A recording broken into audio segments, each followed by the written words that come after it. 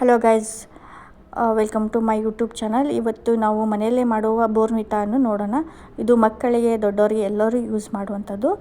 ನಾವು ಇವಾಗ ಯೂಸ್ ಮಾಡ್ತಾ ಇರೋದು ಗೋಡಂಬಿ, ಪಿಸ್ತಾ, ಮಖಾನ ಮತ್ತು ಬಾದಾಮಿ. ಇವನ್ನೆಲ್ಲ ನಾವು ಚೆನ್ನಾಗಿ ರೋಸ್ಟ್ ಮಾಡಬೇಕು. ಮತ್ತು ನಾವು ಇಲ್ಲಿ ಯೂಸ್ ಮಾಡ್ತಾ ಇರೋದು ಕೋಕೋ ಪೌಡರ್, ಆಮೇಲೆ ಹಾಲಿನ ಪೌಡರ್ ಯೂಸ್ ಮಾಡ್ತಾ ಇರೋದು. ಇವಾಗೆಲ್ಲ ಚೆನ್ನಾಗಿ ರೋಸ್ಟ್ ಮಾಡ್ಕೊತಿದ್ದೀನಿ. ಚೆನ್ನಾಗಿ ರೋಸ್ಟ್ ಮಾಡ್ಕೊಂಡ್ಬಿಟ್ಟು ಒಂದೊಂದೇ ನಾವು ಸಣ್ಣಗೆ ಗ್ರೈಂಡ್ ಮಾಡ್ಕೋಬೇಕು. ಸಪ್ರೇಟಾಗಿ ಗ್ರೈಂಡ್ ಮಾಡ್ಕೊಂಡ್ಬಿಟ್ಟು ನಾವು ಎಲ್ಲವನ್ನು ಮಿಕ್ಸ್ ಮಾಡಬೇಕು. ನೋಡಿ, ಈ ಥರ ನಾನು ಗ್ರೈಂಡ್ ಮಾಡ್ಕೊಂಡಿದ್ದೀನಿ. ಮಿಕ್ಸ್ ಮಾಡಬೇಕು.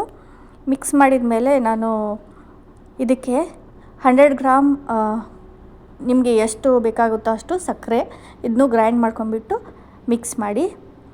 ನೀವು ಇಲ್ಲಿ ಸಕ್ಕರೆನೂ ಯೂಸ್ ಮಾಡ್ಬೋದು ಅಥವಾ ಬೆಲ್ಲನೂ ಯೂಸ್ ಮಾಡ್ಕೋಬೋದು. ನಿಮಗಿಷ್ಟ ಯಾವುದು ಯೂಸ್ ಮಾಡ್ತೀರೋ ನಿಮಗೆ ಬಿಟ್ಟಿದ್ದು. ಇದನ್ನು ಚೆನ್ನಾಗಿ ಗ್ರೈಂಡ್ ಮಾಡಿ ನಾನು ಇದಕ್ಕೆ ಮಿಕ್ಸ್ ಮಾಡ್ತೀನಿ.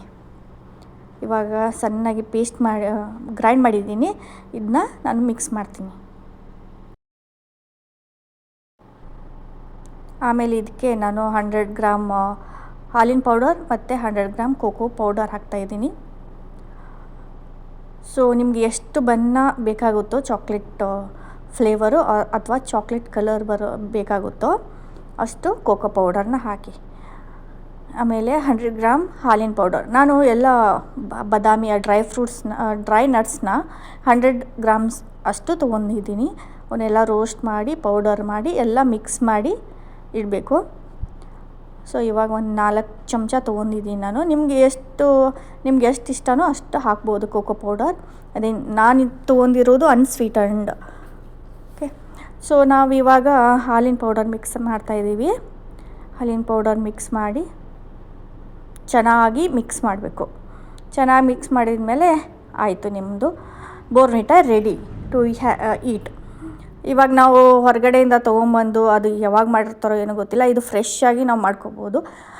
ಇದನ್ನು ನಾವು 1 ತಿಂಗಳು ಅಥವಾ 2 ತಿಂಗಳು ಹೊರಗಡೆ ಇಟ್ಟರೂ ನಡೆಯುತ್ತೆ, ಅಥವಾ ಏರ್ ಟೈಟ್ ಕಂಟೈನರ್ ಒಳಗೂ ಇಟ್ಬಿಟ್ಟು ಹೊರಗಡೆ ಇಡ್ಬೋದು, ಇಲ್ಲ ಅಂದರೆ ಫ್ರಿಜ್ ಒಳಗೂ ಇಡ್ಬೋದು. ಸೊ ಇವಾಗ ಬೋರ್ನ್ವಿಟಾ ರೆಡಿ. ಇದು ನೀವು ಮಕ್ಕಳು ಏನಾದರೂ ಹಾಲು ಕುಡಿಯೋದಿಲ್ಲ ಅಂತಂದರೆ ಇದನ್ನು ಮಾಡಿಬಿಟ್ಟು ಅದು ಹಾಕಿ ಮಿಕ್ಸ್ ಮಾಡಿ ಕುಡಿಸಿದ್ರೆ ಚೆನ್ನಾಗಿ ಕುಡಿತವೆ. ಇದು ಮನೆಯೊಳಗೆ ಮಾಡಿದ್ದು. ಸೊ ಇದರೊಳಗೆ ಏನು ಕೆಮಿಕಲ್ಸ್ ಏನು ಯೂಸ್ ಮಾಡಿಲ್ಲ. ದೊಡ್ಡವರು ಯೂಸ್ ಮಾಡ್ಬೋದು, ಚಿಕ್ಕವರು ಯೂಸ್ ಮಾಡ್ಬೋದು. ಇವಾಗ ನಾನು ಟೆಸ್ಟ್ ಮಾಡ್ತೀನಿ. ಸೊ ಹಾಲು ತೊಗೊಂಡಿದ್ದೀನಿ ಸ್ವಲ್ಪ. ನಿಮ್ಗೆ ಎಷ್ಟು ಬೇಕೋ ಅಷ್ಟು ಚಮಚ ಹಾಕೋಬೋದು.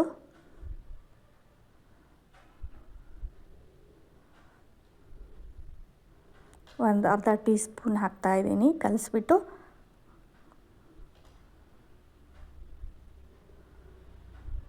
ನಿಮಗೆ ಇವಾಗ ಸಕ್ಕರೆ ಬೇಕಾದರೆ ಹಾಕ್ಕೊಳ್ಳಿ, ಇಲ್ಲಾಂದರೆ ಹಾಕಿದ್ದೇ ಅಷ್ಟೇ ಸಾಕಂದರೆ ಪರವಾಗಿಲ್ಲ. ಅಷ್ಟೇ ಮಿಕ್ಸ್ ಮಾಡ್ಕೊಂಬಿಟ್ಟು ಕುಡಿಬೋದು.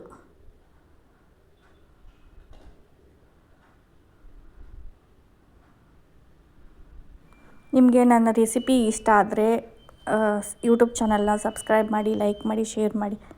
Thank you.